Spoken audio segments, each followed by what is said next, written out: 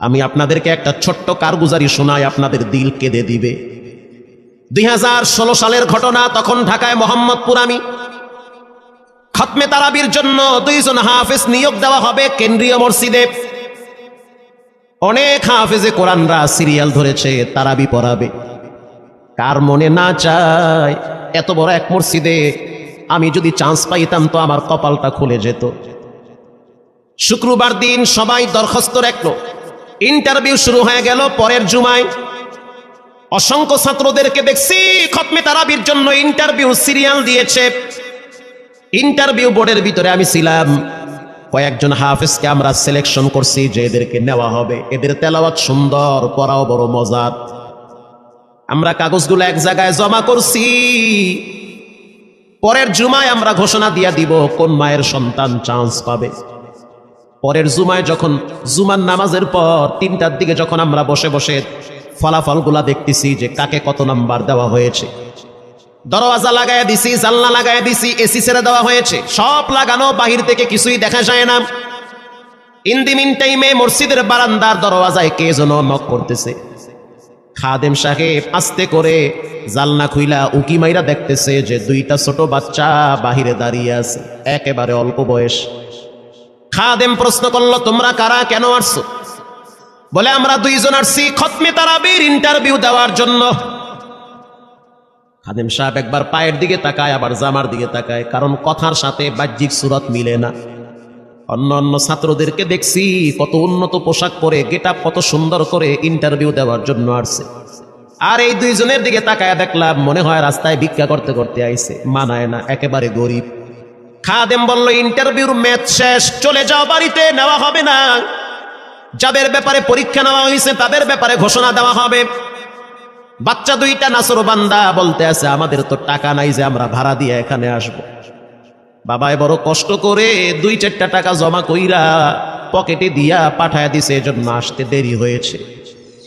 খাদেমের বড় মায়া লাগছে, কারণ খাদেমও গরিবের সন্তান। ভিতরে গিয়া মুয়াজ্জিম সাহেবের বলতে আছে, ও ভাই, বাহিরে 2টা বাচ্চা দাঁড়ায় আছে, ওরা নাকি হাফেজে কোরআন, কিন্তু দেখলে তো মানায় না। মুয়াজ্জিম সাহেব ধমক দিয়া বলতে আছে, কোনো সুযোগ নাই, তাড়ায় দাও। খাদেম গিয়া ইমামের কানে কানে বলতে আছে, হুজুর, বাহিরে 2টা বাচ্চা দাঁড়িয়ে আছে, চেহারার ভিতরে এত মায়া, কিন্তু বাহ্যিক সুরত মিলে না, ওরা নাকি কোরআনের হাফেজ।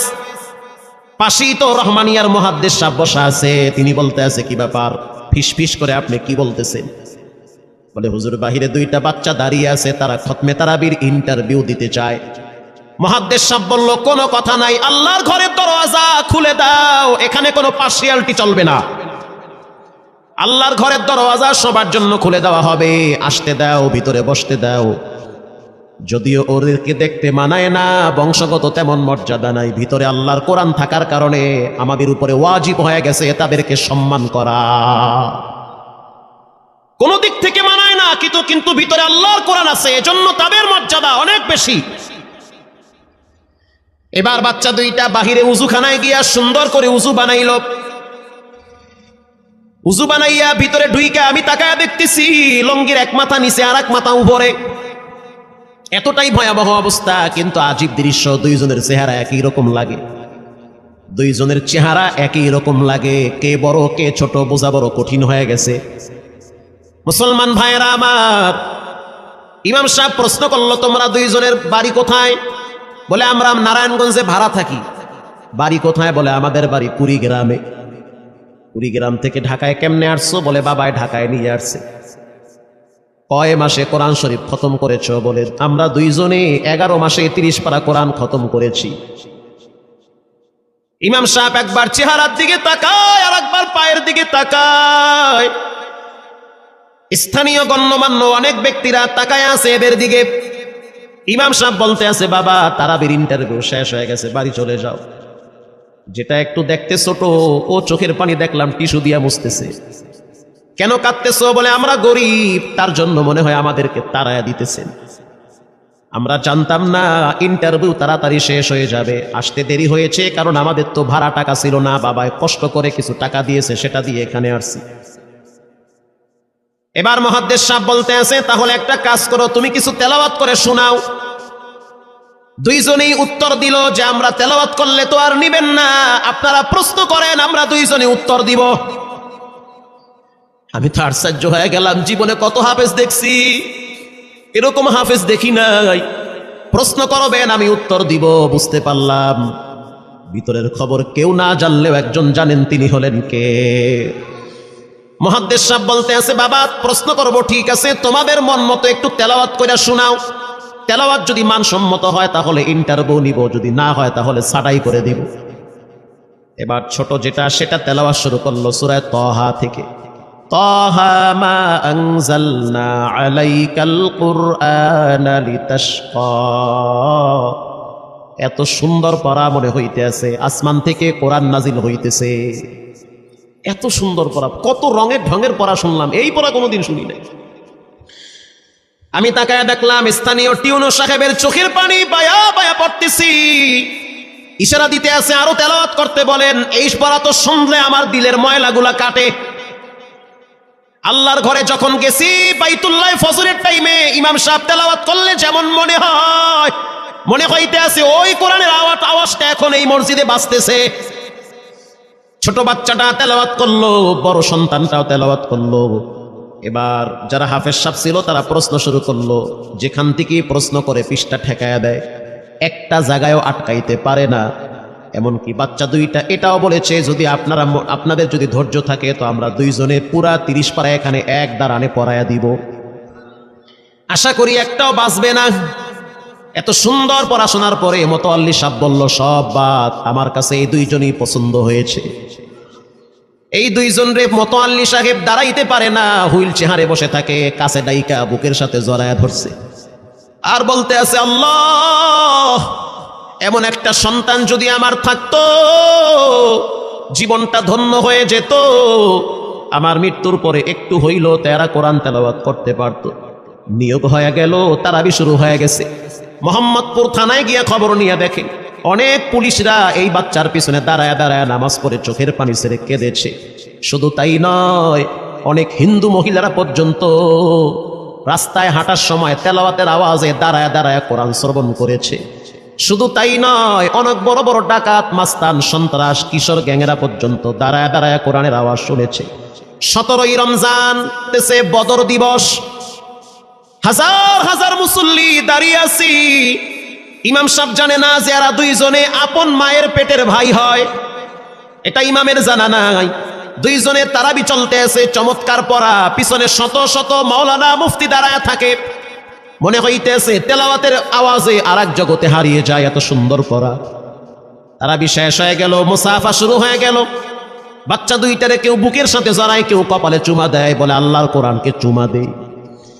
হাজার হাজার মানুষ যখন আস্তে আস্তে নামাজ শেষ করে চলে গেল, একেবারে মসজিদের পিছনে বারান্দার পরে আরো একটা বারান্দা থাকে, ওই বারান্দায় এক লোক বসে বসে গামছা দিয়া চোখের পানি মুছতেছে।